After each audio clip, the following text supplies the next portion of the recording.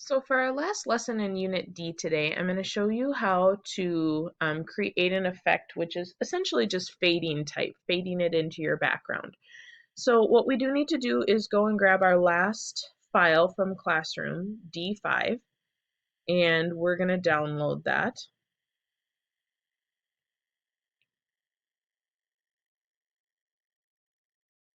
And then we'll open it in Photoshop once it loads.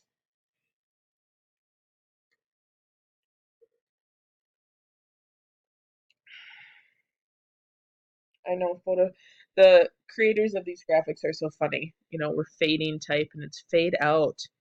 So cool. Okay, so let's examine our graphic once we have it open in Photoshop. We have that standard white background we've had before.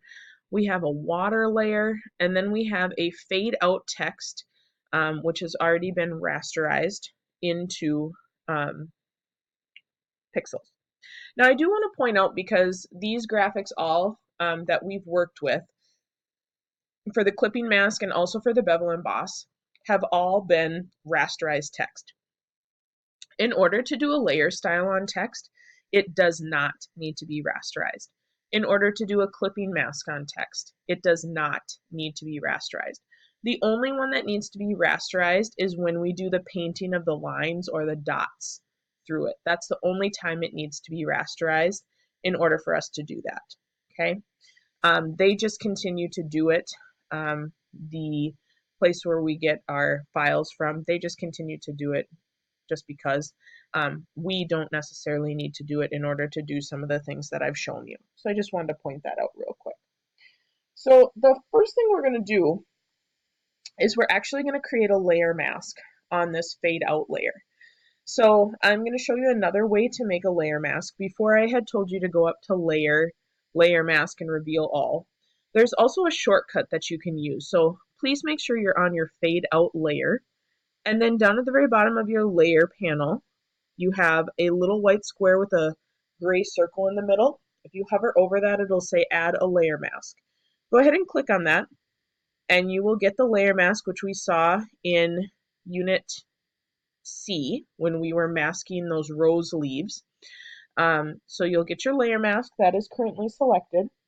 And then we want to verify that our default foreground and background colors, that we are white over black.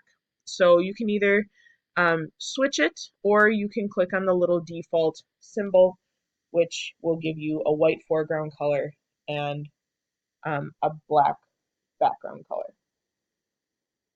And then what we actually are going to do in order to do the fade out is grab our gradient tool. So go ahead and click on your gradient tool. And then up on the color picker, we're going to choose the one that is the foreground and background, or the very first one, which is white over black. And then all we want to do is make sure that our layer mask is still selected, and we're just going to pull and drag down. And you'll start to see what happens. So you can, oh, my fault, everybody. Better undo that. I have my diamond selected right now. Let's make sure that the linear gradient is selected. And now let's try that one more time. That was really silly of me. I'm just going to drag down and do the fade out. So what you see right now on your layer mask is white fading to black. And if you remember what your layer mask means, white is completely see-through. You can see everything. Gray is kind of, you know, sort of opaque. And then we have our black down here, which is completely hidden. So you can practice using this in multiple ways. You could fade out vertically. You could do the fade out from left to right or right to left. You could do it at an angle if you wanted to. You could fade up this way. But that is another kind of cool effect that you could use, especially for like headlines for your graphics. It would be a neat thing to kind of have it fade into the background. The one thing you want to make sure of when you do this is that you are able to still read your text. So you don't want it to fade out so abruptly like this that you would be like, what are these letters? I'm not really sure. These could be E's or F's. So you do want to make sure that when you do it, that you're still able to kind of see. That's better. It kind of just fades into the water.